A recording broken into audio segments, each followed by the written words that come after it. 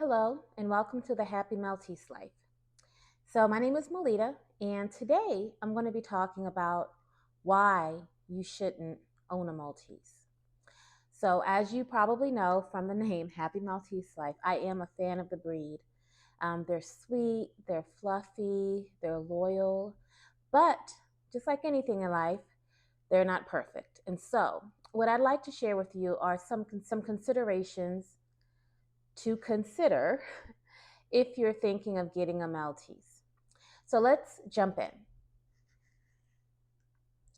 Okay, so the first would be the cost. You can go to the previous video to look at details or learn about details around the cost of a Maltese, both the cost for initially getting a Maltese that first year and setting them up, as well as year over year annual costs to cover their health, their food, their maintenance. But if you don't have the budget, if you don't have extra income to purchase a Maltese and also to do the minimum when it comes to grooming and maintaining them, I would say that probably is the first thing to think about. Okay. They're not inexpensive dogs to purchase nor even adopt in many cases. There are fees associated with adopting them, but also their costs can be pretty high throughout the year. And I'm going to dive a little deeper into some of those details here in a moment. But I would say number one is going to be cost. Number two is going to be grooming. So if you by chance aren't available or have enough free time to groom your dog daily, to groom your Maltese daily, I would suggest to consider a different breed. They have beautiful silky hair. It's hair, not fur, but it gets tangled, right? And because they're white, stains show on them. You take them out to walk, and you're going to see the dirt on their little feet, and they do require a certain amount of grooming. In addition to it being pricey, because Chanel, her hair grows pretty quickly, but in addition to it being pricey, it can also be very time consuming. So if you're not interested in needing to daily groom your dog, there are other breeds out there that don't require that, but Maltese most definitely require that you brush them every day and you clean their eyes and you do all these things to make sure that not only are they presentable, but they can remain healthy and they aren't in any kind of discomfort. Okay, so grooming, number two. Number three is going to be dental drama, dental costs. So I haven't had this issue with Chanel, but I do know that Maltese tend to have dental issues just as a breed. So it's very important that when we talk about the grooming, we also make sure that we're regularly brushing their teeth. We're taking them into the vet for their annual cleaning, in which they sedate them, and then they do a really full deep clean on them. And also, I ran into this with my dog. She had teeth, her baby teeth in some areas never dropped out. So there were some procedures and some extra costs associated to making sure that her other teeth weren't crowded and some other things. So just be prepared that they require regular dental care, right? Just like adults, just like humans do. So that's the third thing to consider. Um, Fourth would be the fact that they're so small. If you are used to little dogs, then this probably isn't an issue. But you know, some Maltese can weigh like less than 4 pounds full grown. Chanel, as I've said earlier, her target weight is somewhere around 9 pounds, but she's still small, especially compared to our other dog and other dogs that my friends have, right? And so you have to just be sure to be very gentle with them, right? I mean, I'm not saying treat them like little stuffed animals, but I am saying be cognizant of the fact that they're a lot smaller than many dogs. And so they may not be ideal for households with young kids that are like really rough, or they may not be ideal for much older adults that may have a hard time, you know, maneuvering around them as they're walking around the house, or may have a hard time making sure that they can keep them protected. So definitely consider the fact that they have fragile bodies. Okay, so that was number four. So number five is going to be the separation anxiety. I've touched on this on several videos, and if you were to Google anything about the Maltese, they will tell you that they love you. They want to follow you everywhere, and not only follow you. Once you sit down and you're comfortable, they want you to bend down and pick them up and put them in your lap and not move for hours. Like they literally will be your shadow if you let them be your shadow. So if you work long hours, I would say reconsider getting a Maltese. If you don't like having someone follow you from room to room and really cling to you and want to sleep with you and all the other things, not saying they have to sleep with you, but just the level of attention they need, just consider that when considering a Maltese. If you want an independent dog, the Maltese isn't it. They want to be with you constantly. All right. So that's number 5. Number 6 is the barking. So if you live in a small space or in a community where quiet is required, if you need to if you're in close proximities to other homes where there it could be a violation if you have lots of noise going on, you may want to consider a different breed and not a Maltese. They bark at everything. They bark at shadows. They bark at a leaf blowing in the wind. They're going to bark if they hear another dog barking. Obviously, you can train them. It's going to require lots of consistency.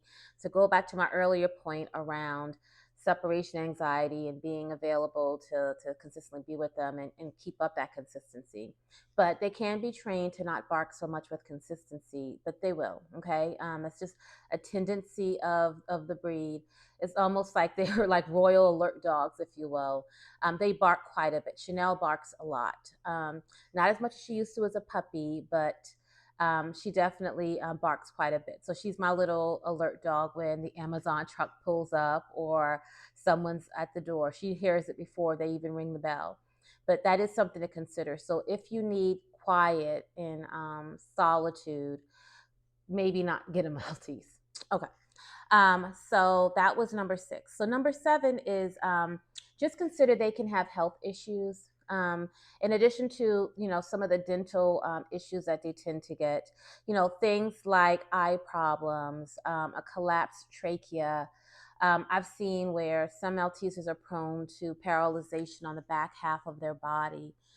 So some of those things can be worked through with therapy and the right level of treatment from your vet. But just consider that, even though they tend to be small dogs and they tend to have a propensity for a longer life, like, 10, 12 plus years, the breed, because it is such a concentrated breed, the breed can tend to have certain health issues. So just be aware of that. So if that's something that you're wanting to avoid, maybe consider either a different breed or getting a mixed breed dog that may not have a concentration of specific issues. Just a thought. Okay, so that is number 7. So number 8 is if your lifestyle doesn't fit. Listen, if you like to travel, if you're like a passport baddie or a cruiser that leaves one cruise ship, goes to another, whatever your travel preference might be, if you travel a lot for work, having a Maltese may not be a good fit.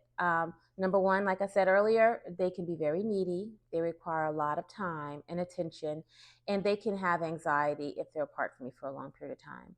The second is that, boarding them can get quite expensive, or, leaving them with a sitter can get really, really expensive really quickly.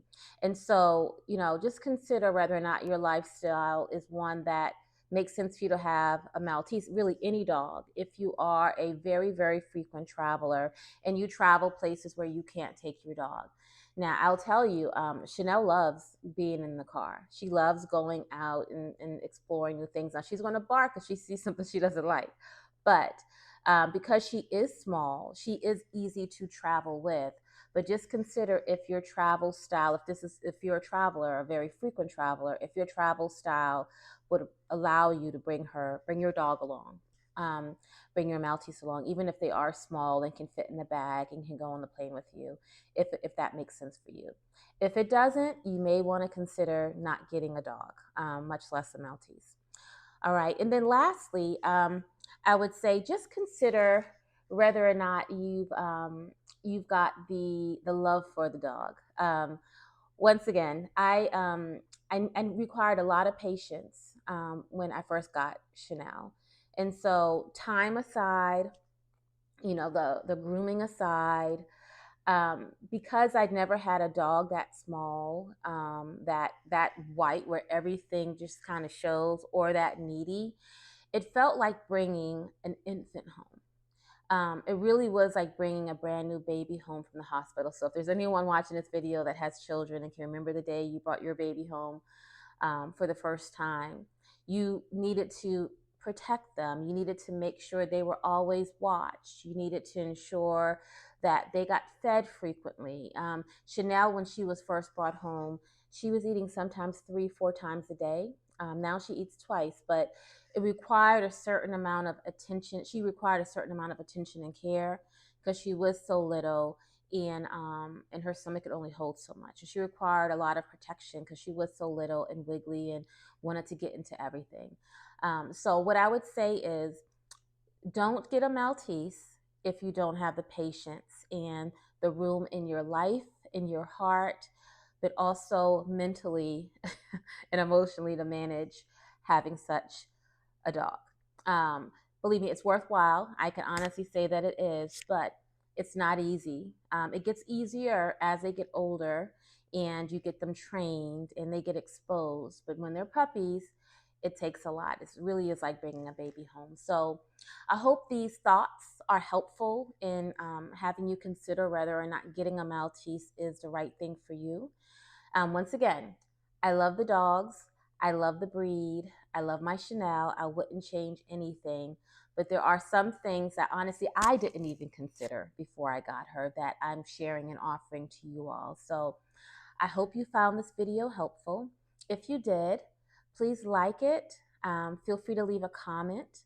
In fact, a comment you can leave is, if you got a Maltese, what was the one thing that you weren't prepared for that you quickly became prepared around once you got your Maltese? I'll say for me, I wasn't prepared for the grooming. I knew she was going to be clingy based on what I read about the breed. I knew she was going to maybe have some health issues, which luckily so far she hasn't.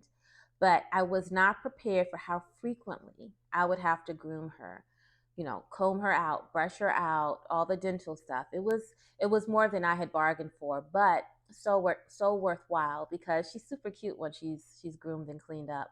So anyway, if you like this, like I said, leave your comment, and also subscribe. It really helps this small channel grow and encourages us to put out more content like this for future potential Maltese owners. So thanks again for watching and have a great day. See ya.